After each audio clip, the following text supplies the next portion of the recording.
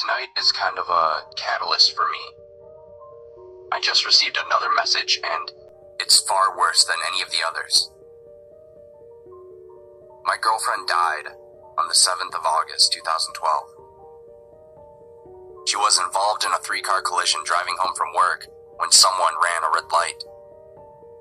She passed away within minutes on the scene. We had been dating for 5 years at that point. She wasn't big on the idea of marriage. It felt archaic, she said. Gave her a weird vibe. But if she had been, I would have married her within 3 months of our relationship. She was vibrant. The kind of girl that would choose dare every time. She was happiest when camping, but a total technophile too. She always smelled like cinnamon. That being said, she wasn't perfect. She always said something along the lines of, "I've got so many flaws, and that's just a part of me." So, this is for M. The music she said she liked and the music she actually liked were very different. Her idea of affection was a side hug. She had really long toes, like a chimpanzee.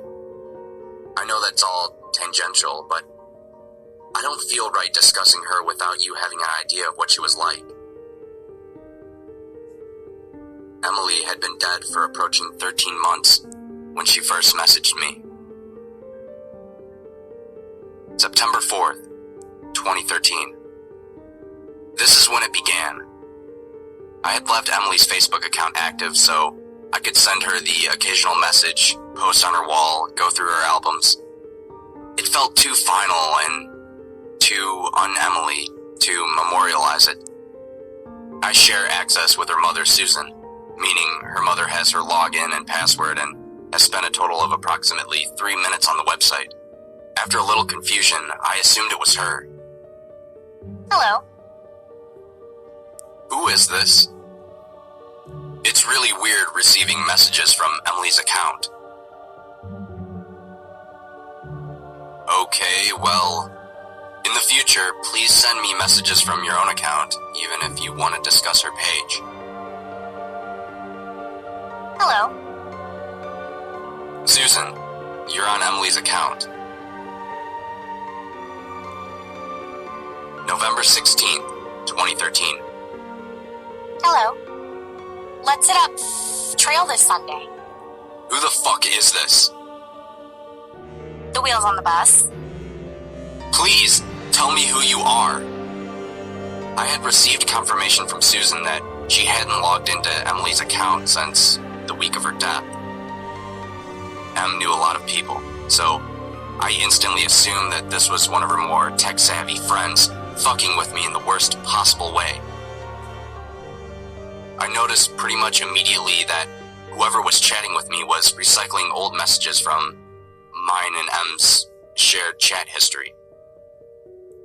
The wheels on the bus comment was from when we were discussing songs to play on a road trip that never eventuated. The hellos happened like a million times. Around February 2014, Emily started tagging herself in my photos. I would get notifications for them, but the tag would generally always be removed by the time I got to it. The first time I actually caught one, it felt like someone had punched me in the gut. She would tag herself in spaces where it was plausible for her to be, or where she would usually hang out. I've got screenshots of the two, from April and June. These are the only ones I've caught, so they're a little out of the timeline. Around this period of time, I stopped being able to sleep. I was too angry to sleep. She would tag herself in random photos every couple of weeks. The friends who noticed and said something thought it was kind of a fucked up bug, but I found out recently that there have been friends who noticed and just didn't say anything. Some of them have removed me from their Facebook friends list. At this point, some of you may be wondering why I didn't just delete my Facebook. I wish I had. I got off it for a little while. On days when I can't get out there, though, it It's nice having my friends available to chat. It's nice visiting M's page when the little green circle isn't next to her name. I was already socially reclusive when M was alive. Her death turned me into something pretty close to a hermit. Facebook and MMOs are my only real social outlet. On March 15th, I sent what I assumed was M's hacker a message. Why are you doing this? Why do you keep tagging her? On March 25th, I received an answer. Hello. Hello. Hello. Hello. This is actually devastating. I don't know why you enjoy doing this. OMG, cinnamon-scented candles. Go to hell. Why are you doing this? It wasn't until I was going over these logs a few months later that I noticed she was recycling my own words as well. My response seems kind of lackluster here. I was intentionally providing him or her with emotional bait. This is actually devastating. To keep them interested in their game. I was working off the assumption that the kind of person to do this would be the kind of person that would thrive on the distress of others. I was posting in tech forums, looking for ways to track this person, contacting Facebook. I needed to keep them around so I could gather evidence.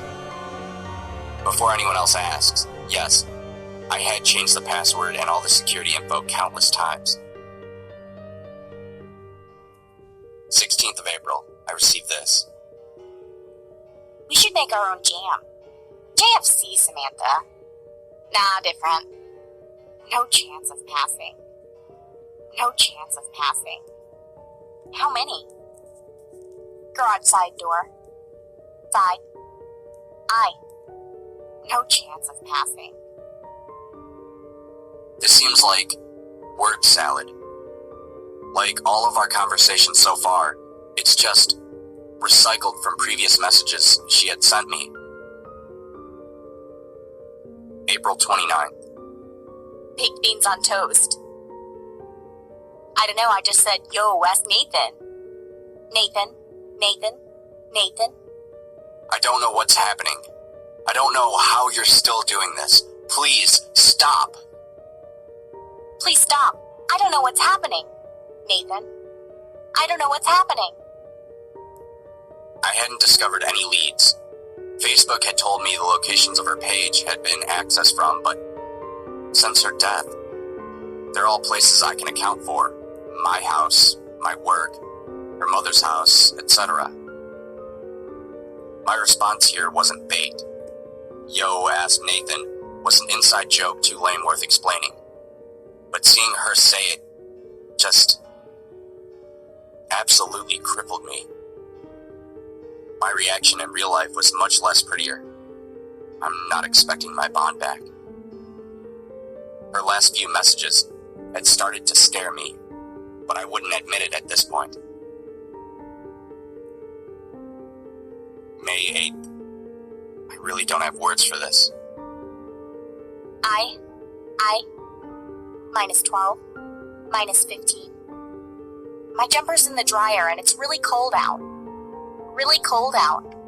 Cold.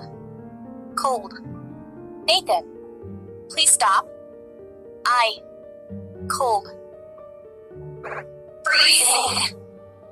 I don't know what's happening. Freezing is the first original word she's made. This has given me nightmares that have only started to kick in recently. I keep dreaming that she's in an ice-cold car, frozen blue and gray, and I'm standing outside in the warmth, screaming at her to open the door. She doesn't even realize I'm there. Sometimes her legs are outside with me. 24th of May. I'm really drunk. I miss you. Whoever's on this account, I don't give a fuck. I keep coming home from work and expecting to see you at the computer. Shouldn't I be used to that by now? Sleepwalk. I wasn't actually drunk, She wasn't an affectionate girl, and it always embarrassed her to exchange I love yous, cuddle, talk about how much we meant to each other. She was more comfortable with it when I was boozed up. I got fake drunk a lot. Her reply is what prompted me to finally memorialize her page, thinking it might help curb this behavior. It might seem innocuous compared to her previous message. It's pasted from an old conversation where I was trying to convince her to let me drive her home from a friend's house. In the collision, the dashboard had crushed her. She was severed in a diagonal line from her right hip to midway down her left thigh. One of her legs was found tucked under the back seat. Going back in time, the 7th of August, 2012. These are logs from the day she died. Hey, you on your way home? Emily. When you see this message, please call me. Straight away. I called, and they said you left at 4. I'm starting to panic. I feel sick to my stomach. Please, please call me. Emily, answer your phone. She was usually home from work by 4:30. This, alongside a couple of voicemails, is the last time I talked to her under the assumption that she was alive. You'll see why I'm showing you these soon. This was yesterday, the 1st of July, 2014. Hey, you on your way home? Emily. When you see this, message me. Please call me. Straight away. Please stop. I rang, and they said you left at 5. I'm starting to panic. Please stop. Cold. Emily. Answer your phone. I don't know what's happening. Cold. Freezing. I memorialized her page a couple days after I received a message about walking. Until today, she'd been quiet. She wasn't even tagging herself in my photos. I don't know what to do anymore. Do I delete her memorial page? What if it is her? I want to puke. I don't know what's happening. I just heard a Facebook alert.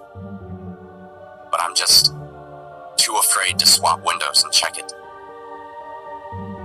I checked the alert.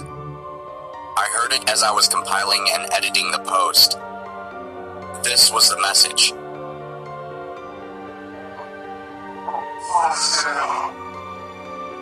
That's my door.